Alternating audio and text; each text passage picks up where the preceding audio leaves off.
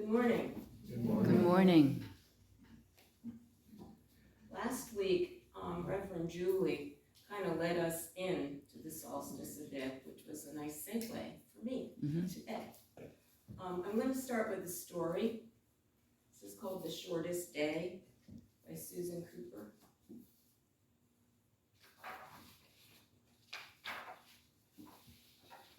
The shortest day. So the shortest day came, and the year died. And everywhere down the centuries of the snow-white world, people came singing, dancing to drive the dark away. They lighted candles in the winter trees. They hung their homes with evergreens. They burned beseeching fires all night long to keep the year alive. And when the New Year's sunshine blazed, echoing behind us, listen. All the lone echoes sing the same delight, the shortest day. As promise wakens in the sleeping land, they carol, feast, and give thanks, and dearly love their friends and hope for peace. And so do we, here, now, this year, every year. Welcome you all. Oh, how nice. Yes.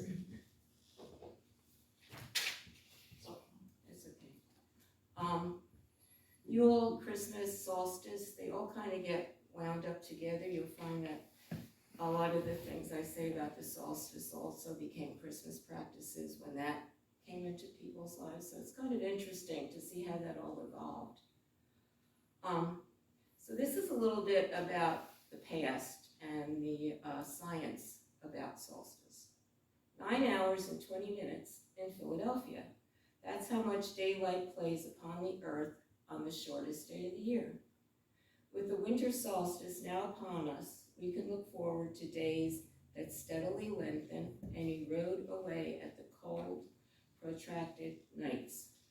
For millennia, people have recognized this time of year with rituals and celebration, and the powerful pull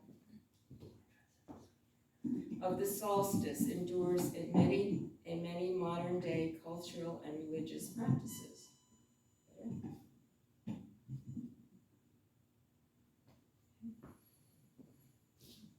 According to archaeologists and anthropologists at Penn, University of Pennsylvania, the widespread nature of these observances, both ancient and contemporary, found in societies all around the globe, tells us something about humans' connection to nature, specifically to the life-giving force of the sun. And people built monuments. People way back, 300, 400, thousands of years, 5,000 years, these monuments were built. The most well-known, of course, is Stonehenge in England, which I was privileged to go to personally in September. And yes, it was awesome. It was awesome. And then there's also Newgrange in Ireland. And those are the two, but they're all over the world. Other cultures did the same thing, including the Zuni, which are the tribe in the southwest of our country. So it was really important to celebrate this year.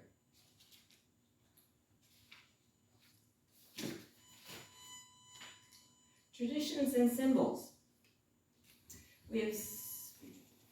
Yule is a traditional holiday holding roots in various Northern European traditions, particularly that of the pre-Christian people. People of ancient times would light candles and gather around a fire to lure back the sun. Stories of food and enjoy feasting and festivities, dances were danced and songs were sung. And there were certain things that they did that were symbols that we still do today for Christmas. Evergreens. Those greens are from my backyard, from my gigantic pine trees. Evergreens were cut and brought indoors to symbolize life, rebirth, and renewal. They were thought to have power over death because their green never faded. And they were used to defeat winter demons and hold back death and destruction.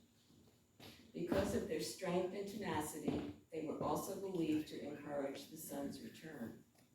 Holly, there's a little sprig of holly there. I bought a little plant. I have a huge holly tree.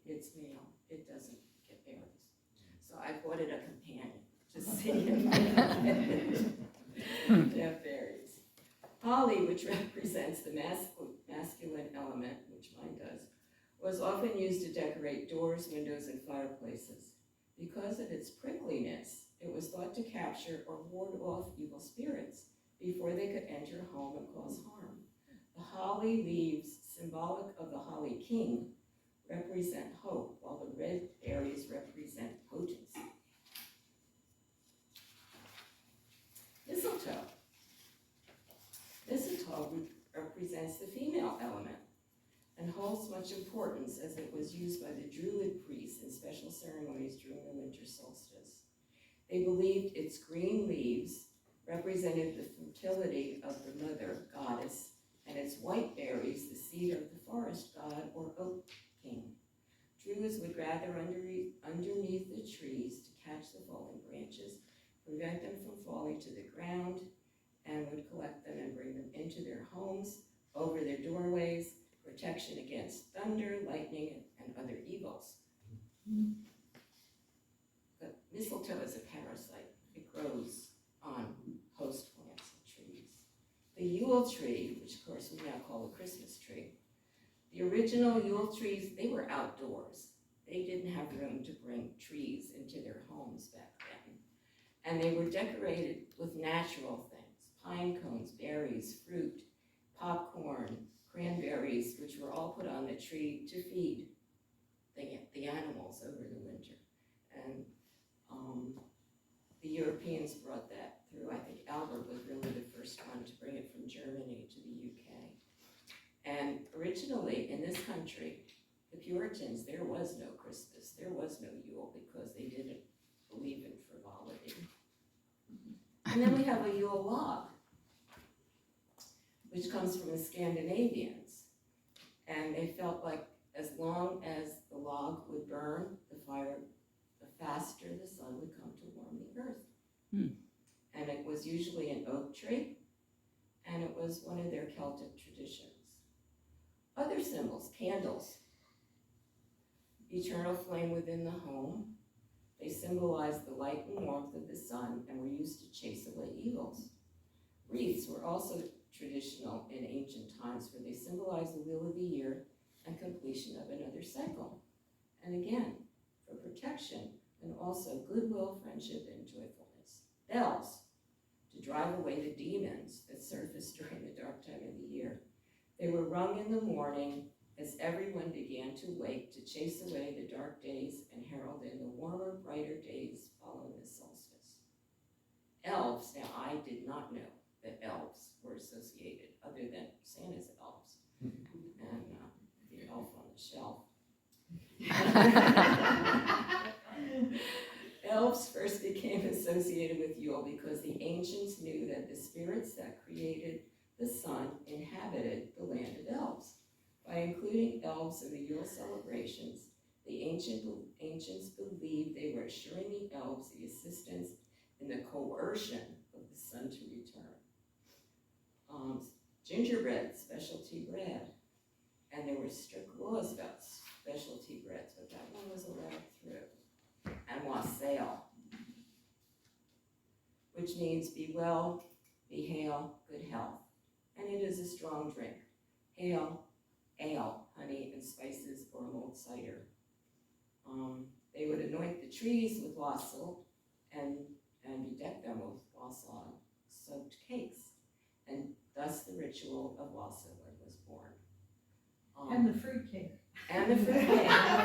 You are right, and the fruitcake. Absolutely. I love the fruitcake now. Because they had to preserve it. Yeah. So, symbols of Yule, and some of them I have up here. Holly, oak, mistletoe, ivy, evergreens, laurel, bayberry, blessed thistle, frankincense, pine, sage, yellow cedar. Food and drink, the Yule log cake. Gingerbread, fruits, berries, nuts, turkey, eggnog, my favorite, ginger tea, and spice cider. The colors are red, green, white, silver, and gold.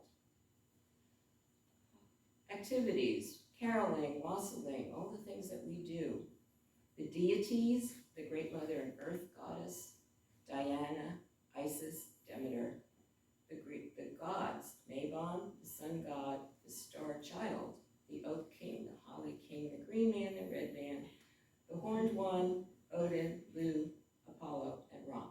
All these, some of them come from different countries, and that's why they have different names. So I found that very interesting. Mm.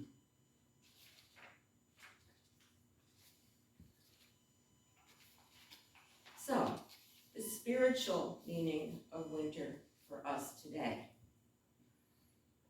It is the shortest day of the year and a very powerful time on the wheel of the year. The winter solstice is the moment the sun is reborn.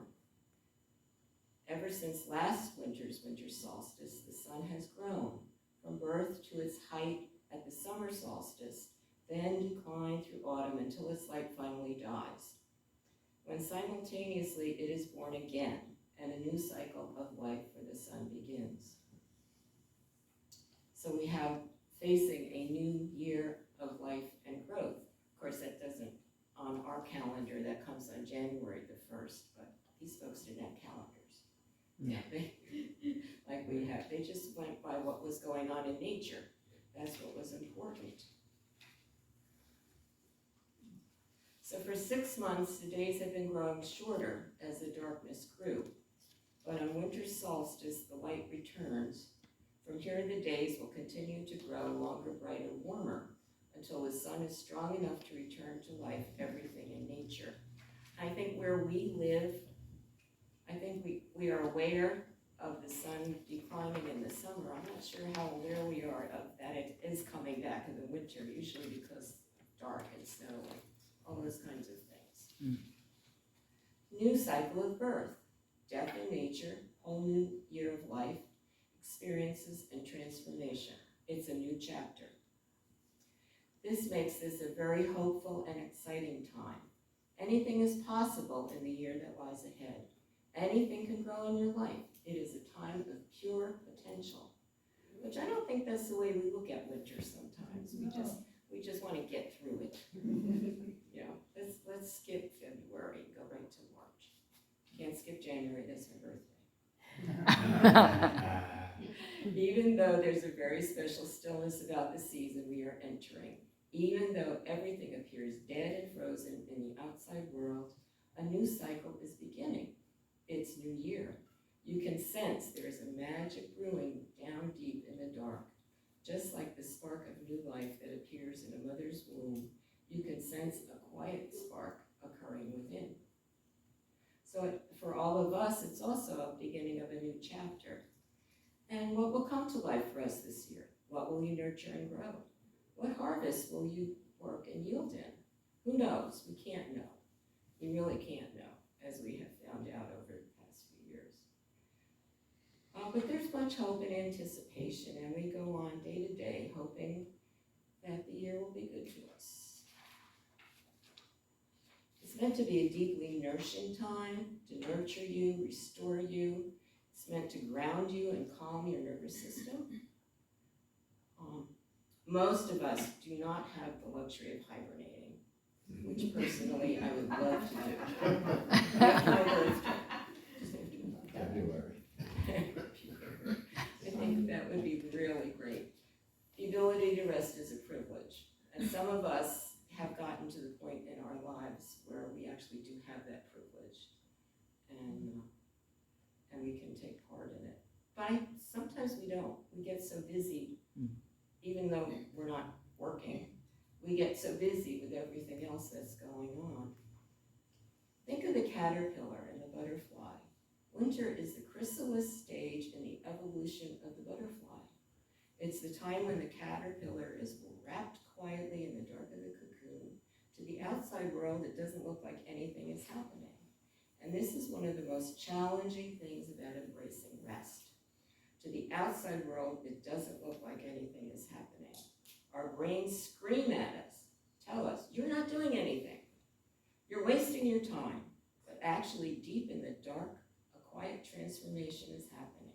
The caterpillar is evolving into a magnificent butterfly. And the same can happen with your season or your soul. Julie talked a lot about souls last week. So your only work right now is to be the caterpillar. You don't have to do anything. Just wrap yourselves all snug in your cocoon and sit and rest. Now we know that's really not possible for most of us. So it's important to just find those little snippets of life when you can do that. Turning deep within yourselves. We talk about New Year's resolutions. A kinder word, I think, is dreams. New Year's dreams. What are those things? And when you feel like taking a nap, take a nap. The light of the brand new year is being lit deep within the darkness, and the same thing is happening in you. So some things you can do to manifest your New Year dreams.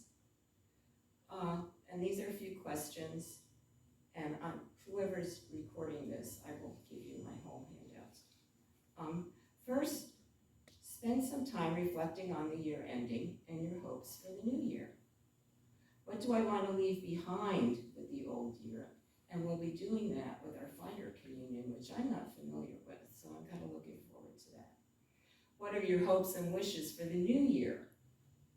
What are you already starting to dream about? I'm dreaming about spring and planting. Tips to stay relaxed and present through the holiday madness. We're in the darkest days of the year. This is the season for rest. Sleeping, snuggling, hot tea, not holiday madness.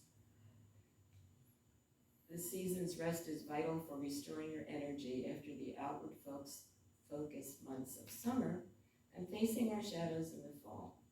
We need winter's rest to prepare our spirits for the growing months ahead. And of course, right in the middle of all of this, we're heading into that crazy time called the holidays, Christmas.